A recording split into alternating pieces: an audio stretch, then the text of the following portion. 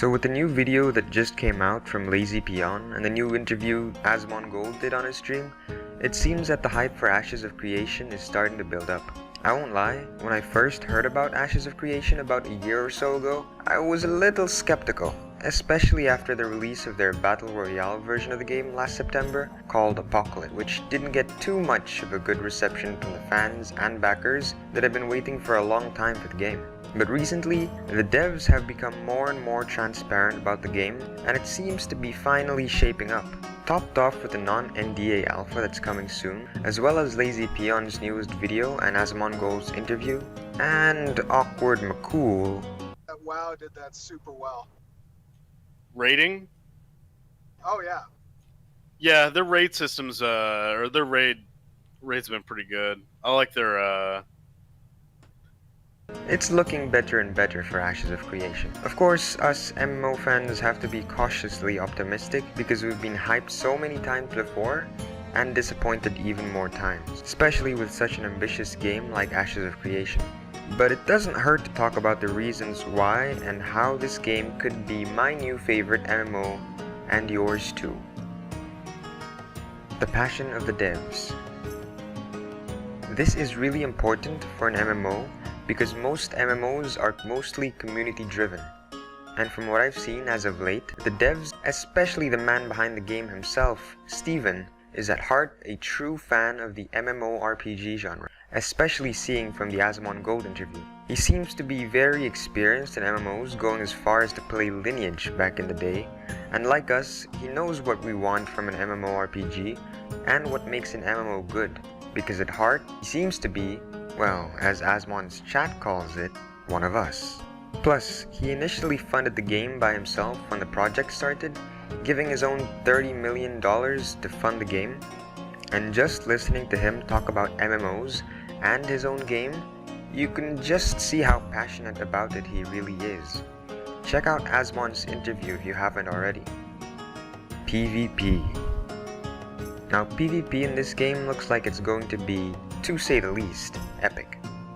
From the 250 vs 250 castle and node sieges that they're trying to push to 500 v 500, world PvP, the corruption system, the bounty hunter system, caravans and ships, arenas and battlegrounds, it looks like it has everything a PvP MMO fan would want. The 250 v 250 sieges are the ones I'm most excited for. Just imagine being on the defending side, standing on the walls of your city with your guild members and other players from your city as you see hundreds of players marching towards it, trying to not only destroy your city, but also your house and home, and even steal some of the materials that you've gathered. Or if you're the attacker, imagine marching along with your guildmates and friends to prepare for a massive battle where you're going to destroy a city with siege engines and hundreds of other players, and maybe even get some nice mats so that you can progress your city. If they pull it off, which I'm cautiously optimistic they can, since they've got a bunch of devs who worked on PlanetSide 2 which had even crazier massive battles, there won't be another MMO experience like that almost anywhere. Another thing in PvP that has me really excited is the corruption and bounty hunter system, and the caravans and ship defense or attacks. The cool thing about the bounty hunter system is that if you're hunting down these heavily corrupted players, the rewards could be huge, because the player you're hunting, if corrupted enough, could drop his items. The caravans are an amazing concept too. Many guilds will become mercenary guilds that probably will offer services to protect or attack caravans or ships if paid by other players or guilds, which is not only really cool, but leads to a lot of player-to-player and guild-to-guild social interaction, which has been sorely missed in most MMOs today. Which lead us to the next point. Guild-focused gameplay. In the interview, the dev, Steven, also said that he wanted to make the game have that element of social interaction that most MMOs have lost nowadays. From all the guild-to-guild interactions that will have to happen to coordinate the massive sieges, the previously mentioned caravan protection or attacks that could spawn mercenary guilds, people will just have to interact if they want to play the game properly. There can even be guild enemies or alliances, which adds even more to that sense of social interaction and drama. Plus all the interactions we'll have to do as players, as there's no dungeon finder, so we'll probably have to say in chat if we're looking for a group to run dungeons or raids, or most likely join a guild to do that. And the fact that you can build guild halls out in the open world and even be one of the guilds that owns one of the 5 massive castles in the world will be something to certainly be proud of. Moreover, the professions in the game are split into 3: gathering, processing, and crafting, and there's a whole bunch of them. But the good part is that we actually have to interact with each other to actually be able to make proper items. Like for instance, a gatherer, say is a miner, will need to go to a processing artisan, which let's say is the one who smelts the ore, a smelter. That guy will need to give the materials to the armorsmith or weaponsmith to craft something worthwhile. That means guilds will need to have a whole lot of people to properly have most of the professions if they want to be taken seriously, which ties into the next point. Professions. Professions. Where do we start? Honestly, there's just so many professions in the game that everyone can be useful one way or another. Professions are split into 3: gathering, processing, and crafting, which are pretty self-explanatory.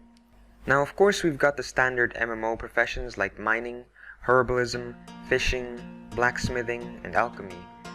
But we've also got really cool professions like shipbuilding, siege weapons, taming animals so you can get mounts, and a really cool one, animal husbandry? Yeah, basically you can mix 2 different creatures and get a special creature that's a mix of the 2 you had, and get a unique mount from that. I mean, who wouldn't want that? And all the professions are interlinked with one another, so you won't be the messiah of professions and be able to do everything by yourself. If you need the metal to craft armor, well, you better go to a smelter who needs to go to a miner. Need wood to build ships as a shipbuilder? Well, you best find a lumberjack that's offering wood for sale. Or of course, you can find any of these if you have a guild with people that have those professions.